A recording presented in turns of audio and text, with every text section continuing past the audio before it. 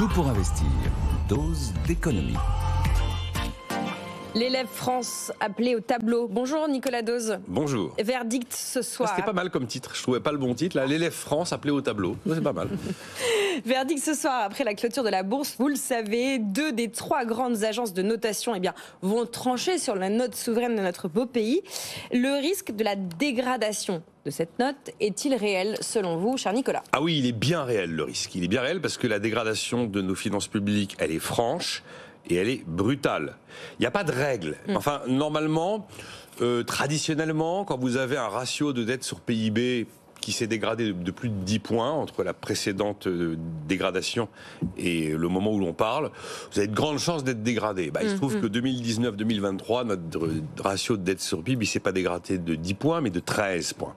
Mais bon, il n'y a pas de règle, ok ?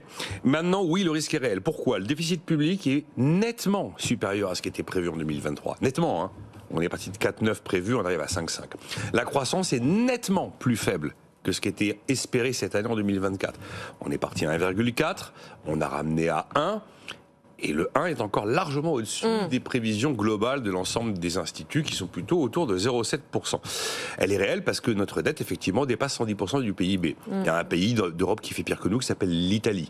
On a souvent tendance à se comparer à l'Allemagne. Vous prenez l'Allemagne, la France. Nous, on est en train d'aller vers le haut, ou en tout cas d'avoir du mal à baisser. L'Allemagne se rapproche des fameux 60% inscrits dans les traités historiques. Donc, jamais l'écart entre la France et les bons élèves de l'Europe n'a été aussi important. Que des choses qui sont des révisions de déficit aussi fortes, des révisions de croissance aussi fortes, c'est rare.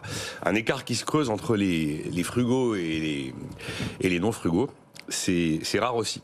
Et après, l'annonce d'un décret à 10 milliards, plus 10 milliards supplémentaires qui viennent et qui n'étaient pas attendus, ça montre bien qu'effectivement, il y a une forme d'urgence, il y a une forme de dégradation brutale, je le disais, et probablement un sentiment d'urgence qui s'est emparé de Bercy. Jamais, on a vu, à peine l'hiver terminé, 20 milliards de coupes budgétaires qui tombent du ciel comme ça.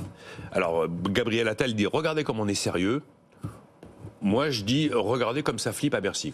On a chacun sa lecture. Donc oui, effectivement, le risque est réel de dégradation. Nicolas, est-ce que vous pouvez nous rappeler le principe de ces agences de notation?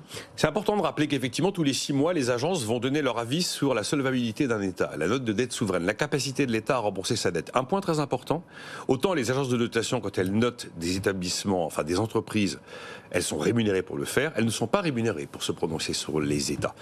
Et donc, elles délient, il y a deux critères, il y a la note, entre 20 et 22, 23 notes par grille.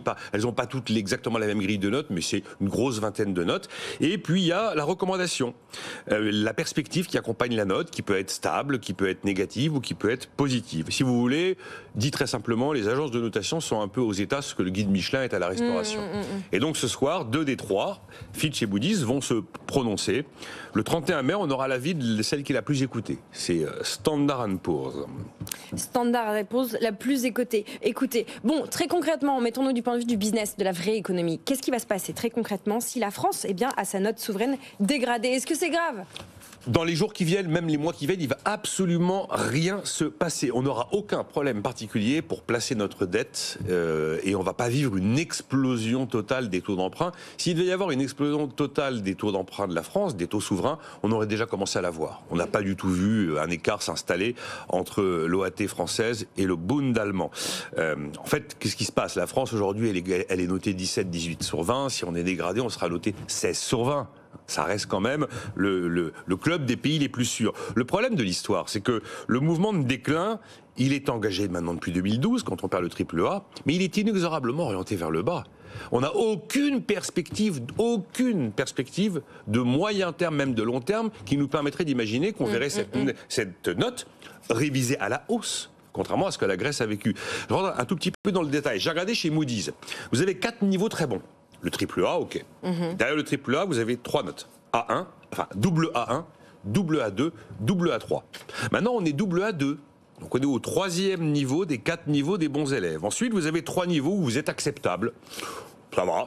C'est les niveaux des 3 échelons commençant par une seule lettre A. Et pas un double A. Puis après, vous rentrez dans la catégorie des notes B.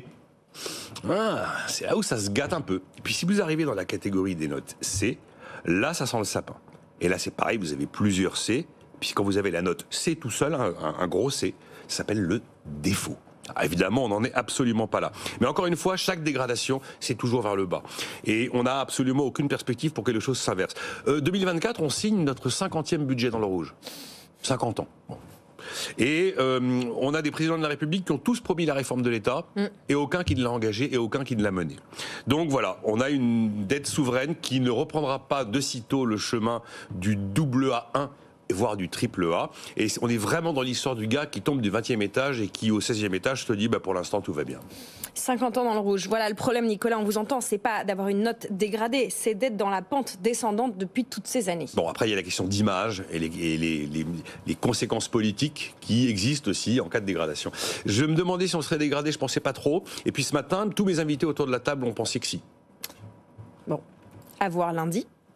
Ce soir. Bilan lundi avec vous et ce soir, évidemment, pour ceux et celles qui s'informeront sans vous. Merci Nicolas. Cette séquence sera retrouvée en podcast et en replay, vous le savez, sur notre site et l'application BFM Business, mais également sur YouTube.